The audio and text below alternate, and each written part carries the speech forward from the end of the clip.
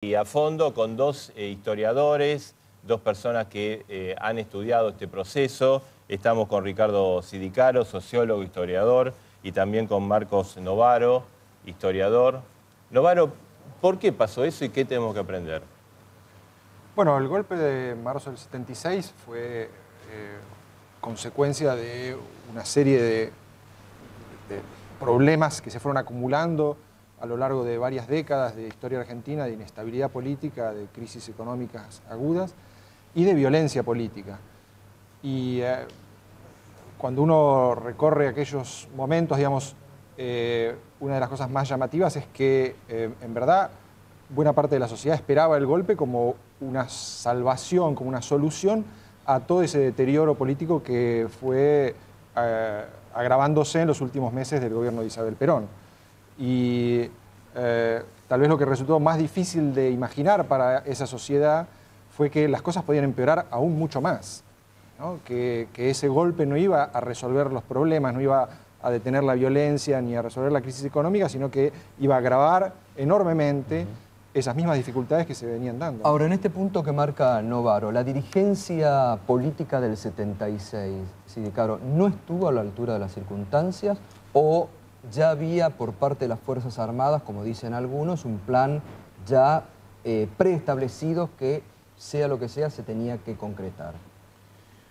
Bueno, si uno observa del lado de las Fuerzas Armadas venían de un largo proceso de desintegración profesional, ético, institucional, que había comenzado en el año 55. Los golpes iban haciendo relevos dentro de las Fuerzas Armadas, los ascensos eran por política, la manera de profesionalizar dejaba de ser un mérito y por el contrario, todo ese tejido se fue manteniendo durante mucho tiempo con la idea de que las Fuerzas Armadas eran el dique al peronismo. En el año un partido, como una suerte de partido. Una especie de partido que militar. era el dique al peronismo. Ese dique que le ponían al peronismo los nutrió de una cierta ideología durante bastante tiempo, que era sobre todo una ideología que permitía a las élites militares mantenerse y luchar por el escalafón, fundamentalmente, porque es muy difícil encontrar ideas en los militares de entre el 55 y el 76 que parezcan coherentes. Cada vez que gobernaron con un proyecto distinto, asociados a una coalición de intereses civiles distintos, y terminaron en el 73 dándole el gobierno al peronismo, a un peronismo todavía más radicalizado en parte que todos los que Pero el golpe del 76 fue un plan preestablecido, ya se venía armando con Martínez de Oz, el Consejo Empresario Argentino. Sí, sin duda fue un golpe muy planeado, digamos, ¿no? Y el diseño institucional con el cual iba a gobernar el régimen militar fue también fruto de una compleja elaboración en la cual de alguna manera se acumuló la experiencia de los fracasos anteriores o lo que los militares creyeron que eran las causas de los fracasos anteriores. Y eso le dio el tono refundacional que tuvo el golpe del 76, ¿no? Una enorme ambición de refundar el país. Ahora, más allá de esa preparación, ese espíritu refundacional, lo cierto es que, como decía Ricardo recién, los militares del 76 tenían ideas muy difusas y muy contradictorias respecto de lo que tenían que hacer en política económica, en política exterior, salvo en la represión, en todo lo demás, en verdad estaban muy en desacuerdo. Y eso fue una de las razones por las cuales entraron en tensión y finalmente el régimen militar fue enormemente destructivo y fue incapaz de sostener políticas más o menos de largo aliento. ¿Cuánto de responsabilidad hubo por parte de la dirigencia en ese momento? La pregunta del principio, la dirigencia política no estuvo a la altura de la defensa de las instituciones. Eso hubiera correspondido probablemente un juicio político a Isabel Perón, hubiese correspondido una discusión muy seria con la previsión de que Perón iba a morir en algún momento no lejano cuando llegaba a la presidencia, si correspondía que Isabel Perón fuese vicepresidente, porque ahí la dirigencia política opositora al peronismo no estuvo a la altura y la del peronismo tampoco. ¿Pero se pudo haber evitado? Una vez que ocurren los acontecimientos históricos, uno puede decir si hubiesen hecho tal cosa o tal otra. ¿Una renuncia de Isabel hubiera podido evitar el golpe? Cafiero, por ejemplo, sostiene que no, que ya estaba preestablecido. Ya habían fijado la época de elecciones, tenían un candidato muy potable para el establishment como para poder pensar que podían suturar tensiones, pero a mi modo de ver había un interés de las élites militares de capturar el poder. Digamos que probablemente no hubiese neutralizado la llegada del golpe de Estado. Las élites militares habían crecido al amparo de la creencia de que había una guerrilla que amenazaba, etcétera, etcétera, y eso que ya lo tenían resuelto antes. ¿Y cuánto del golpe. de mandato de Estados Unidos hubo? Tampoco nos debemos olvidar lo que era América Latina en esos momentos, ¿no? Sí, con muchas dictaduras. Yo creo que sobre el tema de los factores externos se ha dicho que el golpe en Argentina de alguna manera continúa una tendencia regional. Eso en parte es cierto, pero yo creo que el golpe del 76 es un fenómeno muy local, digamos, ¿no? A diferencia del golpe del 73 Sí, pero después en Chile, coordinaron políticas represivas. El Plan Cóndor, por ejemplo, fue a través de las dictaduras del Cono Sur, sí, ¿no? pero fue una iniciativa fundamentalmente regional, la iniciativa represiva en el Cono Sur. Recordemos que en esa época ya, en el Plan Cóndor ya estaba James Carter en la presidencia de Estados Unidos, y además los norteamericanos se habían un poco quemado con leche con el golpe del 73, digamos, tenían mucha crítica interna a lo que ellos habían hecho en Chile, y entonces se cuidaron mucho de hacer algo parecido en Argentina, donde además el problema para ellos no era tanto una amenaza comunista como el caos reinante, y entonces se cuidaron de dejar el proceso local que se desenvolviera, sin duda con también una preocupación de que las guerrillas fueran reprimidas. ¿Usted lo ve así, sí, claro? Bueno, los militares argentinos no eran desde hace tiempo demasiado confiables para Estados Unidos. Ya en el programa del 2 de abril del 76, Martínez de Hoz anuncia el comercio con la Unión Soviética y el comercio sin ningún tipo de fronteras ideológicas. La idea de que la Argentina podía convertirse en el granero soviético, como se convirtió luego durante el embargo, sobre todo el embargo y la no participación en el bloqueo, frente a lo que parecía la Tercera Guerra Mundial, que era la cuestión de Afganistán, todo eso confirmaba de que la Argentina tenía mucho más un dinamismo dictado por las élites militares y por los intereses económicos que los rodeaban, que por una inserción en una estrategia internacional. Ahora, digamos, Argentina sufrió este golpe, digamos, todo el mundo coincide en lo más siniestro de la historia, 30.000 desaparecidos, una política económica destruyó el aparato productivo, se perdió una guerra encima, y desde el 83 en adelante, ¿hicimos bien la sociedad argentina, los gobiernos, o no? Porque, digamos, como sociedad, sacando los gobiernos, hemos sido muy contradictorios, ¿no? Por un lado juicio, después ley de audiencia de vida, punto final, después indulto, después volvemos para atrás.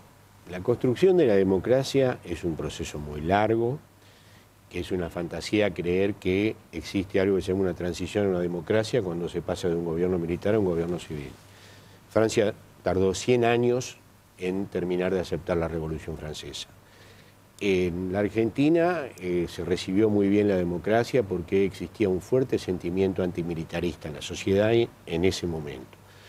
Antimilitarista no solamente por lo del proceso, o en menor medida por lo del proceso, pero sobre todo por las guerras Malvinas. En la medida de eso, un punto de partida equivocado del proceso democrático argentino fue creer que lo otro de la democracia es el militarismo. Lo otro de la democracia no es el militarismo. La democracia no se define por el militarismo, se define por la capacidad de debatir, integrar, de construir, ¿no? Y la capacidad de construir y la capacidad de crear una situación de participación, bueno, los política. partidos políticos, ¿no? La alternancia a través de partidos políticos que hoy están o muy cuestionados o no tienen el poder que deberían tener en una democracia. Bueno, a los partidos políticos hubo un verdadero plebiscito a favor.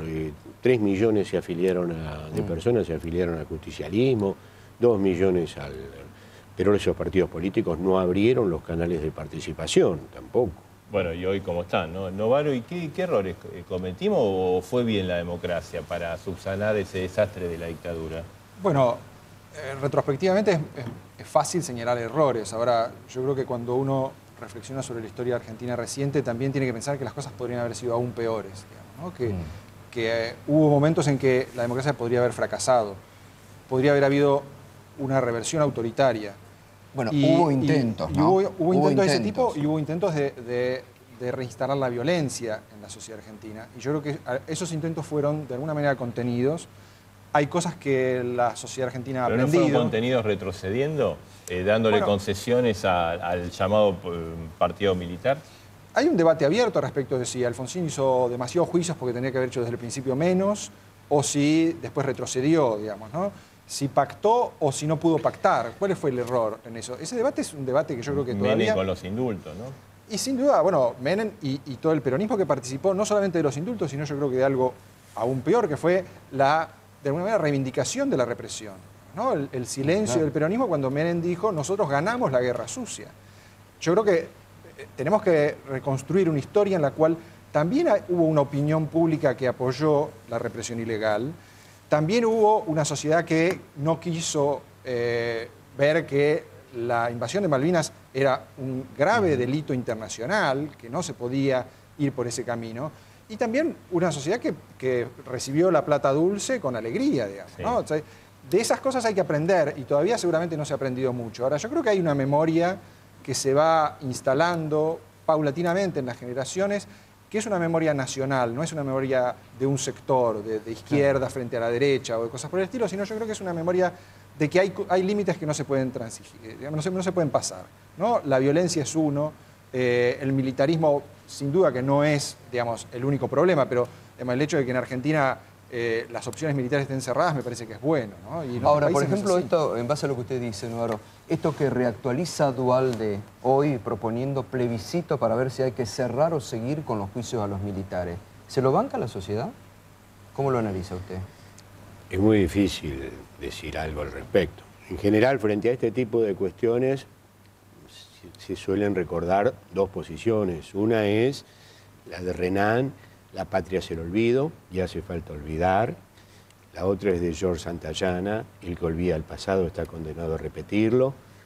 Y ahí está el debate. ¿Y usted cómo lo más ve? Académico.